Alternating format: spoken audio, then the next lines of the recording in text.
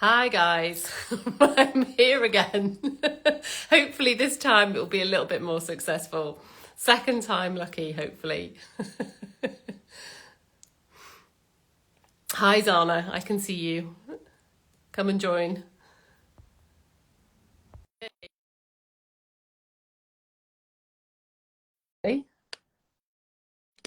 And all you lovely people are coming back as well. Right. We did it! Yes! Success! Excellent, excellent. Fantastic. Hi to everyone who's joining, and there's lots of people here. We've got 43 people, which is fabulous. So this is a bit of a first for me. This is a live with the lovely Zana Morris, nutritionist and PT, and all-round fitness guru. So Zana has really helped me through all sorts of ups and downs in the last year or so in terms of my health. So just thought we'd share a little bit of what I've learned, and also it's a chance for you guys to pick her brain. So if you have any questions, we'll give you a chance to have a little go and join in. Brilliant. Brilliant, brilliant. So I'm just going to start off a little bit by talking about what we did. So I basically got to hear of Zana, and I contacted her and asked if she would help me with some issues that I was having. Mainly in terms of kind of weight gain and sort of general fatigue and a bit of kind of midlife fug, which, judging from lots of comments and questions I've had on some of my posts and lots of DMs, lots of you can identify with that. Now, doesn't necessarily, this isn't all about being in your 50s, but certainly talking from my experience, I know Zana will add in some other bits and pieces as well if you're a lot younger than me or a lot older than me or whatever.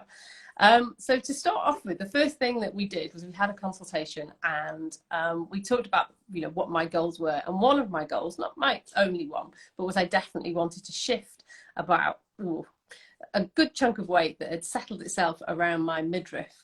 And the first thing that Zana did was, after she talked about goals and what my general lifestyle was like, we had a bit of a kind of overhaul. She put me on a high fat diet, which to me just seemed like, whoa, that blew my mind. And I guess what I wanted to know initially was, how does that actually even work? So over to you, Zana. Perfect. Yeah, I mean, it's a really good question, because particularly, I mean, I think the one thing is, as everybody on this is going to know, you are, I mean, you may not be a professional athlete, but oh my gosh, you're an athlete. Thank you. I'm not sure I am, but yeah, no, completely. So there's always that slight concern when you require so much fuel. You know, you're somebody who has a full-time job. It's not like you're only doing one thing or only doing another. You are combining and you are training. So there's always that slight hesitation, even on my side, where I'm looking at somebody thinking, right, how do we get, because as a professional athlete and as somebody who did that much activity, the obvious question would be, well, surely you would just burn off all the fat with all the activity you were doing. And that's the really common theme that tends to crop up once, I mean, it tends to be when people hit their mid-40s onwards. But particularly with you were the perfect example of somebody who was incredibly fit, clearly was able to burn all the calories in terms of what you were doing, but somehow wasn't burning into the fat stores. And so freaked me out, to be honest. I think most of my life, that's the recipe I've done. I've just kind of cut down my calories a little bit. I've trained a little bit harder, and abracadabra, it's all kind of melted away. And I've controlled my weight at roughly the same, and the same kind of, like, I don't know, shape as well. I'm not kind of weight obsessed, but I just didn't seem to be able to do anything about it. The old protocol wasn't working. Something had changed, and I guess it's my hormones, really. Exactly. There's two things that change, but they both lead to the same conclusion, if you like. The big one really is that insulin levels will become a little bit more insulin resistant as we get through perimenopause into menopause, as estrogen levels drop. I do think with most women that tends to coincide with a slightly more stressful period in life than might have been earlier. I think we hit our 40s and we don't really respect how much we take on that we'd have never taken on in our 20s or even our 30s. So there's usually a stress game playing with it as well. So you've kind of got the mix of both going on. both are going to affect insulin levels. So insulin's going to be quite high. And then potentially with yourself, actually with all the training, so you've got cortisol that can be high from stress. Cortisol, for those of you who don't know, it's one of the stress hormones, and one of its jobs is to help break down actually even our muscle tissue, but get sugars into the bloodstream, glycogen stores and muscle, to get the sugar into the bloodstream to give us the energy and the stamina to fight or run, to deal with the stressful scenario. But that's a very long way around saying stress can make your body act like you've eaten sugars even when you haven't. You could be on a perfect diet and your body's acting like you've eaten sugars. So you'll have possibly had both of that going on with all of the training, which was possibly increasing the cortisol a little bit as well. And now you've got a perfect sort of insulin resistant body. And another way really of looking at this, and this is where the high fat comes in so well. So fat is the only food group, this is a slight aside, it's the only food group that does not cause your body to release insulin. Sugar obviously does, protein does a little bit. So anything with fat in it is much more, it allows the body to be more steady when it comes to the insulin release, which is always helpful. The high fat diet though, and this is the bit I love, and I was a little bit hesitant. I don't know if you remember, I was slightly hesitant. I thought, gosh, she's doing all this exercise. We've really got to make sure she actually gets into burning the fat as a fuel, because I'm going to be driving you of all these carbs that you need. I was very dubious. I seem to remember actually not arguing with you, but certainly like, this doesn't sound right to me. Yes, Seriously, and I know the science behind it, and I know even ultra marathon runners that actually often do this style of nutrition. But even I was going, gosh, this is a big leap. The beauty of a proper high fat, and I say proper, I mean really when we just take the carbs out completely weirdly, as opposed to leaving them in a little bit for this little phase of it, is your body switches out of burning the sugars as fuel. And it has to start burning fat as a fuel, because your body wasn't burning the fat as a fuel. If for whatever reason it was happily burning the sugars, but it wasn't going into the fat stores. I think so. In other words, this was my concern. I think I was worried that, you know, on a day-to-day basis, I was getting up and the first thing I was thinking about was like, give me breakfast. You know, some people struggle to get out of bed. I don't. I leap out of bed because I wanted my breakfast. And invariably it would be toast. And then I'd get to break time and I'd be like, right, give me the food at break time, and then lunchtime. And then on the way home, I'd be driving home thinking, right, what can I eat as a snack? You know, I was thinking all these things were quite healthy snacks. And I was thinking, right, I'm going to substitute my snack. I'm going to have a cup of tea, no sugar, just a cup of tea. And then in the evening again, I was like, oh, hungry. And then after I'd been training, and then I was, oh, hungry again. Yeah. And I just couldn't see how, if I wasn't putting these carbohydrates in, that I wasn't gonna, well, first of all, where was my energy going to come from? I really didn't understand that until you explained to me that I needed to flip something. You need to flip something, and you actually said it there in a nutshell, where your energy was coming from. A gram of fat has 9 calories.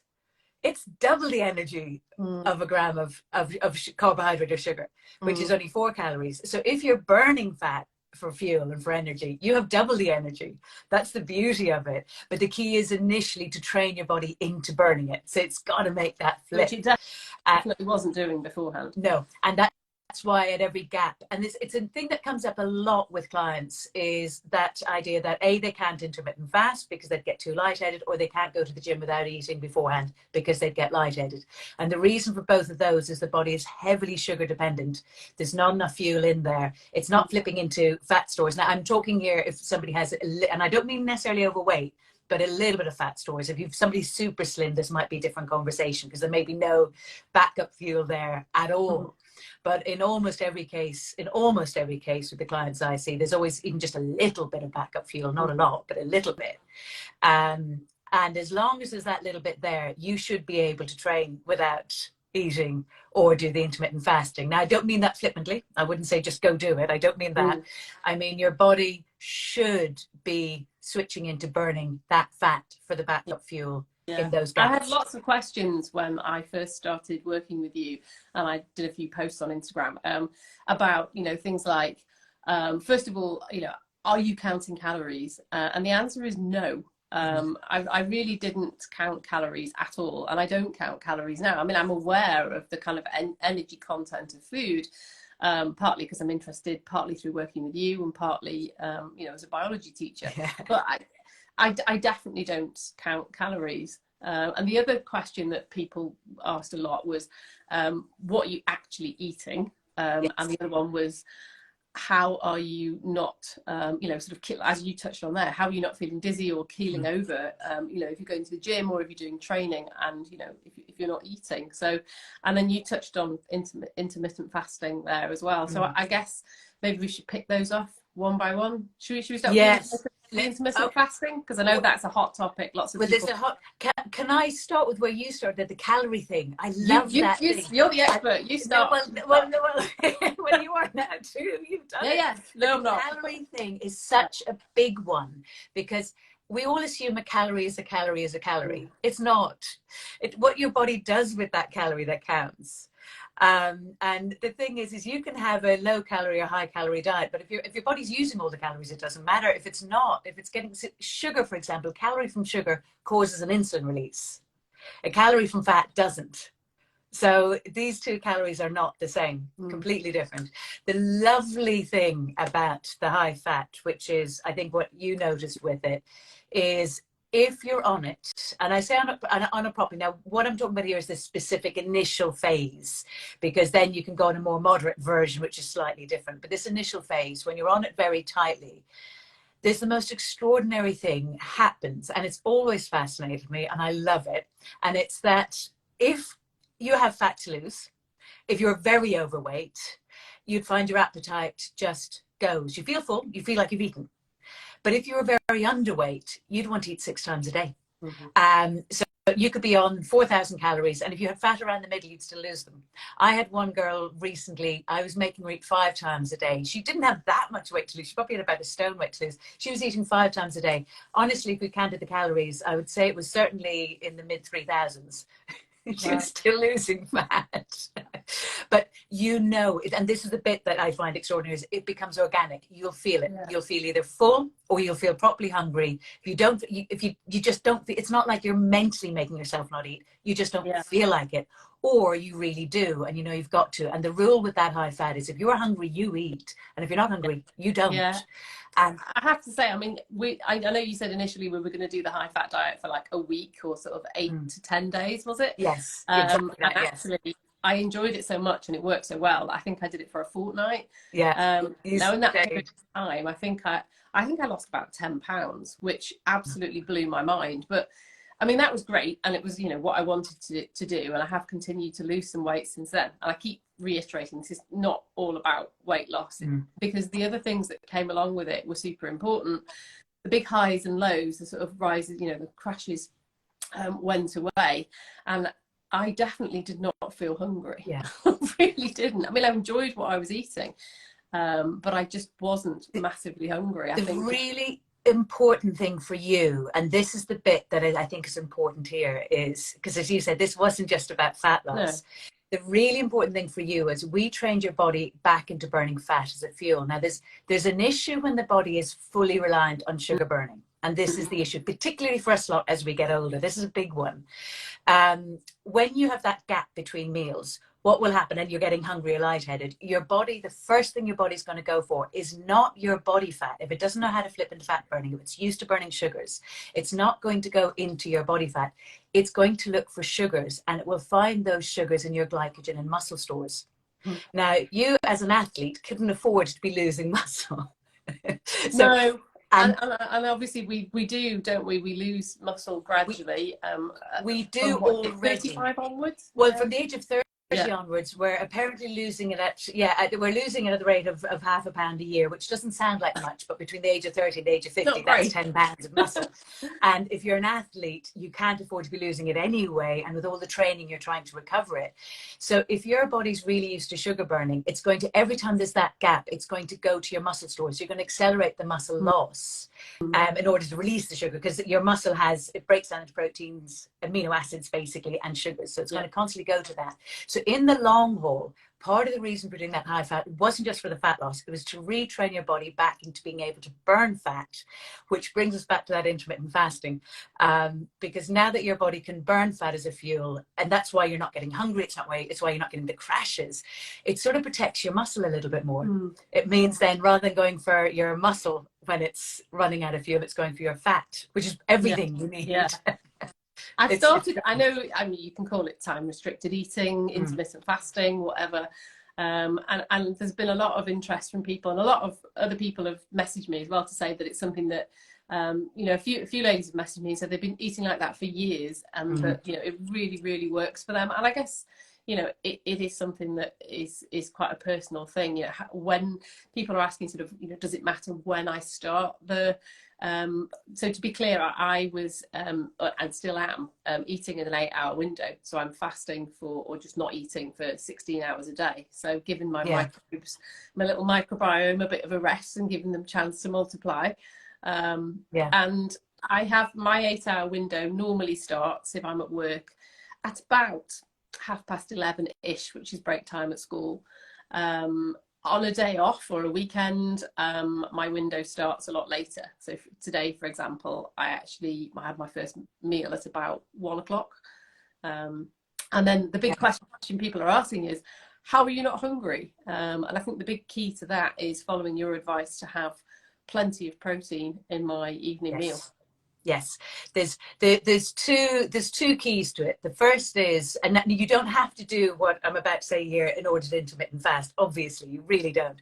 But one of the things that we did, that you did, Kathy, I say we, you did it, was that training the body into being able to burn fat as a fuel meant that intermittent fast, your body's very happily able to do that little switch each day, so you don't get hungry in the same way. And then the second tip, and this is for everybody, anybody can take this one up, is what you just said there. It's get more protein in the evening, because that sustains you. Sugar or carbohydrates is like kindling. And I thought that was it was somewhere I read that, actually. It was a great thing. It was on the internet, but I thought, great description. That's it. It's like kindling. You're going to burn through it super fast. It's not going to sustain you through to the next morning. You're not going to wake up feeling satisfied. Protein breaks down much more slowly, as does fat. And protein repairs everything while you're sleeping, whereas the actual carbohydrates don't. They're helpful. I'm not saying that, you know, they should be banished completely, but the protein is far more helpful, and it definitely sustains you. So intermittent fasting becomes much easier. I think that's another thing that people are asking as well. You know, like, how can you ban carbs? And I'm like, well, I haven't banned carbs. Just so people know what I was up to, that first 2 weeks, I did go 0 carb for 2 weeks, and it was hard. I mean, you know, I like my toast, and I like my biscuits, and, well, basically all carbs, and my alcohol, and we'll come back to that in a minute. That was another question. But I just thought, well, I'm either going to do this properly. You know, there's no point in going. And I remember you saying, look, you've got to stick to this. The most important rule here is follow the rules, otherwise it won't work. I thought, right, okay, I'll give it a go. And it did work. But obviously now I do eat carbs, and I enjoy them as well. I had garlic bread last night. It was really nice. But I'm careful about when I eat them. I definitely don't eat them on an empty stomach, for starters. And I eat, I guess, less of them than I used to. I don't rely on them anymore. And that's the key. There's a thing they call metabolic flexibility. I love the concept of it. And the concept is that we evolved burning primarily fat as a fuel, and then with the occasional sugars, carbs, fruit, you know, hunter-gatherer. The gatherer bit was more likely going to be the carbs, so to speak. But we were able to switch over and back. And certainly from my experience, with the people I meet and the clients I meet, we seem to be becoming more and more metabolically inflexible, where we're becoming we're becoming sugar dependent, and it really almost is an addiction, and your body's relying on it. So the key is to get the metabolic flexibility back. So it's not banishing, because carbs, there's benefit. There's no question there's benefit from certain carbs, and the certain vitamins we get from them, does it have a certain impact on the thyroid? I'm not actually, believe it or not, against carbs per se, but exactly as you said, I'm against the dependency on them, because that's when I think it can, your whole body's sort of metabolism gets slightly skewed. Not to mention it's quite inflammatory as well. Yeah. The other question people had asked me as well, because alongside all of this, I was doing sensible things like trying to make sure I had a bit more sleep, trying to cut down on my caffeine, trying to think about sort of how much alcohol I was drinking. So I guess we touch on alcohol. I mean, people were saying, are you drinking on this diet? And the answer is for the 2-week rigid, high fat, zero carb diet that I did, no, I didn't have any alcohol for 2 weeks, which it's not exactly a big deal, but that was part and parcel of it. And since then, obviously 6 months have gone by, and I do drink alcohol. But I try not to drink it through the week. Again, I try not to drink it on an empty stomach. And I'm kind of thoughtful about, what I'm drinking and how much sugar there is in it. Yes. I've recently discovered actually some nice wines that are sort of slightly lower sugar. Yeah. Yeah, and that's the thing. I mean, okay, I need to be careful about what I'm about to say next, and because I'm not encouraging the alcohol bit here, but weirdly, the alcohol, when it comes to this, the actual alcohol itself is not the issue. Now that doesn't mean I'm saying you should be having alcohol now. So just need to be careful. The alcohol doesn't have any impact on the insulin, but in almost every case, the alcohol is coming surrounded by either a fruit juice or a grain or something, be it in the form of wine or a beer. So yes, you have to consider it. It's liquid carbs. I mean, it is. Now don't get me wrong. I'm not saying you should go out and just have pure alcohol. That's definitely not the recommendation. Straight onto the chartreuse. Yeah, yes, not that. No. And as you say, the low sugar. So weirdly, it is, strangely enough, the white spirits that tend to be the least damaging when it comes to insulin reaction. And they tend to have the least sort of impact on it.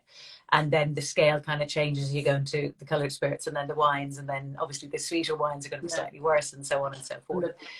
Through the years. Yeah. And I think that's a great one about not having it on an empty stomach. That to me is really a big thing. So I would again be encouraging clients. Okay, obviously, if you don't.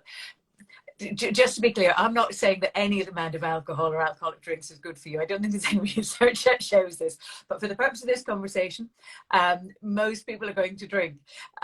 So if that's the case, just stopping the drink before the meal while you're preparing it can make a big difference, and just have it with the meal as such.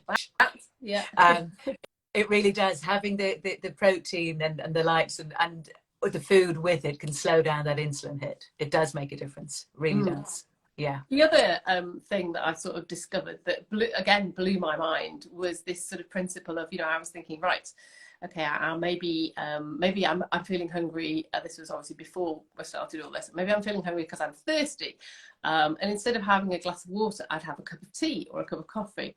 And I was feeling all sort of virtuous because I didn't have sugar in my tea or coffee, but I was having milk in it. And I just never even crossed my mind that might even remotely be an issue. But then I discovered from you that does contribute. It does. We've got to think of, it reminds me a little bit, because obviously I've got the supplement company, the Strong Nutrients, and you get told when you're ordering from suppliers, if you're ordering, it doesn't matter whether you're ordering this much or this much, we have to clean down the machines, everything has to start, and the whole production line changes to that one product. And eating is exactly the same. It doesn't matter if you're having a big meal or 3 blueberries. The whole production of your body shifts and changes. The hormones change, everything changes, the digestive system goes into play. So even, and I don't think it's the worst thing in the world to have is the splash of milk in the tea or coffee, but it's still got food value. There's still a bit of lactose in there. So you're sort of drip feeding, and particularly if you're already hugely dependent on that sugar hit, now you're just drip feeding a little bit of lactose in throughout the day too, just to kind of keep that sugar up. So it is just training the body off and allowing, and as you said it beautifully at the beginning, just allowing those gaps, allowing the microbiomes just recover a bit. It's allowing that gap. I just don't think it ever even occurred to me. And really, I teach A-level biology, and lactose, O's means sugar. So why it didn't occur to me, of course, you eat the lactose splits up. It splits up into glucose and galactose. And hey presto, you've got some sugar. Yeah. And actually, I flipped. I've got one now. I flipped to drinking herbal tea a lot of the time. Yeah. And if I do have a normal cup of tea, which I do like a nice cup of tea, with milk in it, amazingly, they say your taste buds can change when you alter your diet. I can taste the sugar now in milk. If I have a normal milky tea, and it's not a bad thing, I don't want to demonize sugar, but I've definitely become my body responds differently to it, to how it used to. There's no doubt Yeah. about it. Yeah. So you mentioned there, that's something that another lot of people have asked me about is as well, is what have I been, because I've been taking supplements alongside it. Yes. And I was using your strong nutrients supplements, and I remember saying to you, like, right, okay, what do you think would benefit me? And I liked your you got very excited and said that there was one product that, like, if you were on a desert island, that would be yours, and it's become mine now as well, I think. Yes, my desert island product. If there was only one, and it's the reason I've got it in strong is because it is the one, and it's not the one people think of, because strong nutrients most people think of in terms of the training aspect, and it does play a role in that. But to me, this is probably one of the most important ones. It's the chill pill. It's the vitamin B5, because it really supports the adrenals.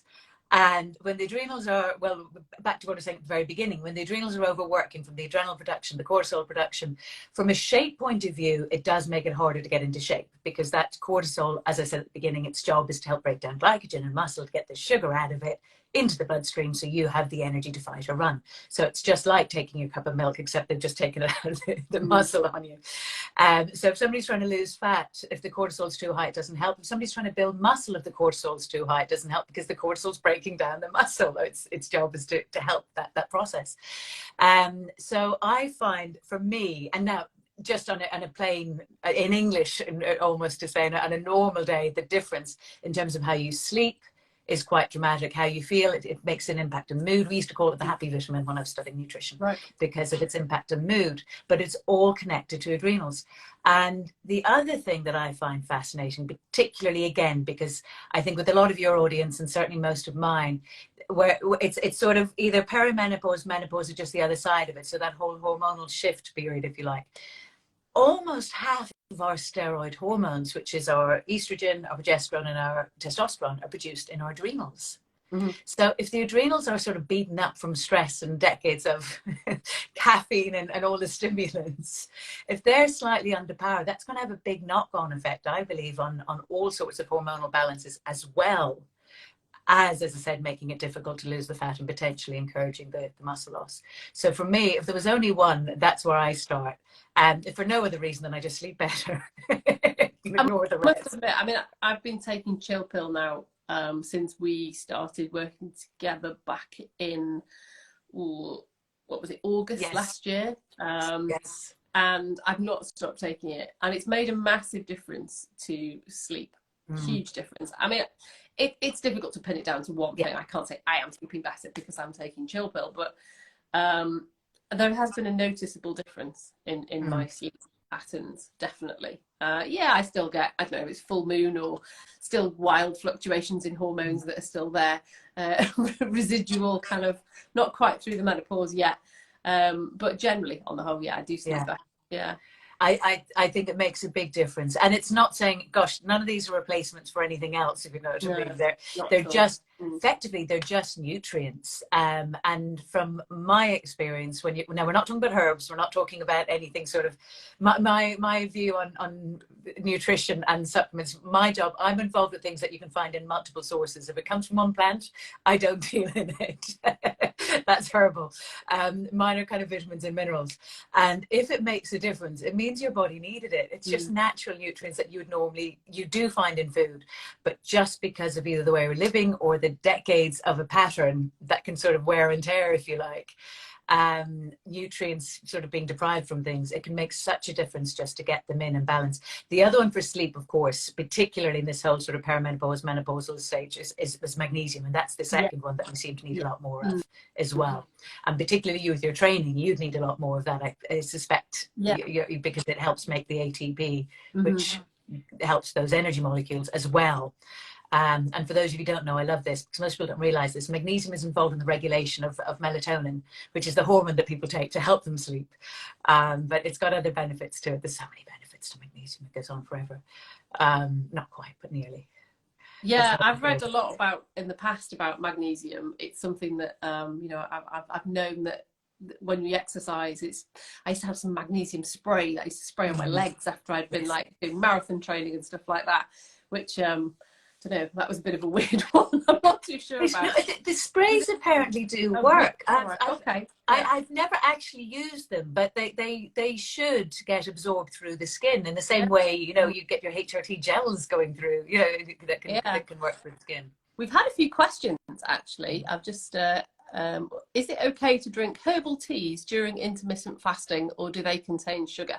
No, herbal teas are fine. Absolutely fine. Yeah, Yeah. no problem with those at all. Yeah, I must admit that was something that I thought about. But obviously, unless they've actually got sugar on the side of the box, they're just herbs, aren't they? Yeah, So yeah, it's like a black tea, then I guess, yeah, isn't it? I'm just exactly. thinking whether I've been so busy talking to you whether I've missed any other questions. I'm just going to flick through. Has anybody got any questions? Actually, does anybody like to ask a question whilst I'm looking intently at the screen?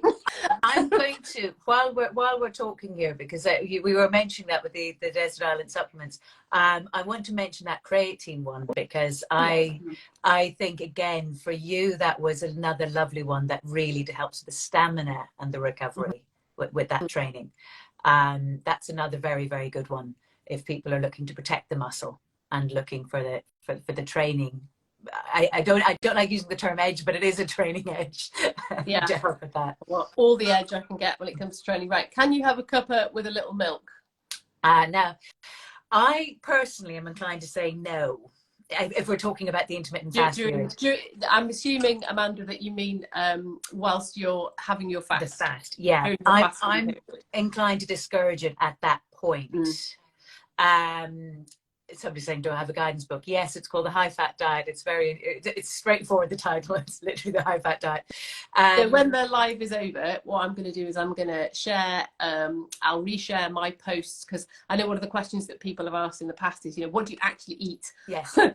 I'm Yes. going to have some meal ideas. So I'll link my highlight with all my recipe ideas in it. And the posts that I've done on the working together, and I'll link your high fat diet book as well, and the nutrients too. Perfect.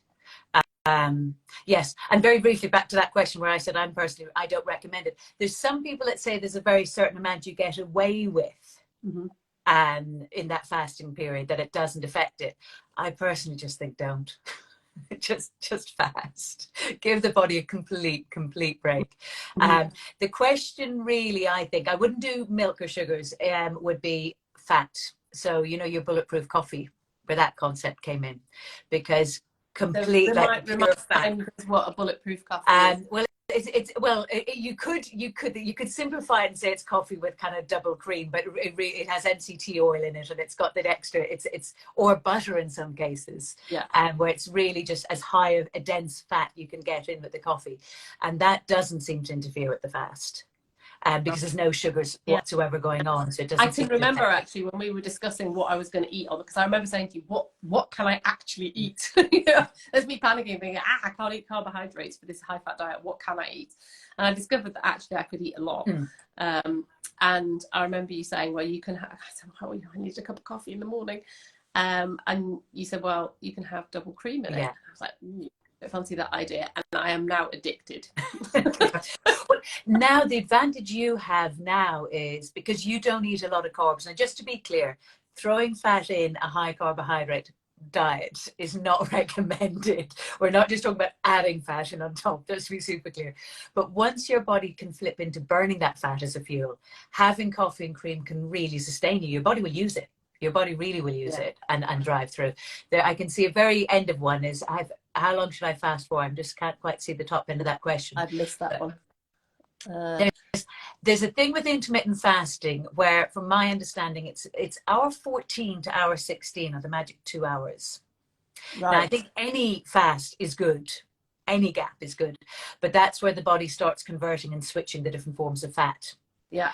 And that tends to be, so optimal is apparently 16 hours, but as close as you can get to it. And I would highly recommend, if you're looking at doing the intermittent fasting, we've said this earlier, but if people are just joining, get more protein in the evening, and gradually, you don't have to go cold turkey. You can just stretch it out a little bit, do an extra hour, then an extra hour. I found some more questions. I obviously wasn't looking closely enough. So a lady here saying, Liz saying, I have been doing the diet and I'm about to come off it. I have lost lots of weight. Hooray. Can I go to intermittent fasting rather than the maintenance plan? Yes. And Do. if, how long should I fast for? Right. Yeah, I would. I actually would. And also just eat when you're hungry. So in that other 8-hour window. So if it's, and that can be 3 or 4 meals a day, to be clear. I'm not saying don't eat, but if you find 2 meals is enough, just stick to the 2 meals. 16 hours, as we said there. The 16 Right. hours, I think, is best. Whilst we're still talking about intermittent fasting, there's a lady here saying, does fasting also put your body under stress? Uh-huh. Now, if anything, it's the opposite, if anything. But I would emphasize get used to it. So in other words, if you've got a lot of cortisol running through the body, if you're highly sugar dependent, and if you suddenly go on a fast, it possibly could initially. So I would probably ease into it gradually. Right. I think it's no harm. Yeah. But ultimately, no, it should be the opposite, just to be clear. There's someone else. Can I ask about protein powders? That was something we didn't mention when we were talking about supplements, was it? Yes. So I've been using the Strong Nutrients vanilla protein powder, the one with it's no sugar. Tastes really nice, actually. And this is another, it sounds like you and I argued the whole time. I know, I was probably quite an awkward client. You asked intelligent questions. very, very tactful way of putting it. It's one of those small bit of knowledge is a dangerous thing, isn't it? So you suggested that, the protein powder might be a good idea. And I was like, I don't like protein powders. I don't like smoothies. I want to eat real food. And you were just like, right, we'll just try it. So I did. And you know what? You were right again. And I found it really, really useful. So how I use it on a practical level, I pack up my breakfast and take it to work with me. And I've got a whole variety of different breakfasts that I take. But the one that I probably take the most is I use Greek yogurt, not zero fat. I use like the 2% or 5%.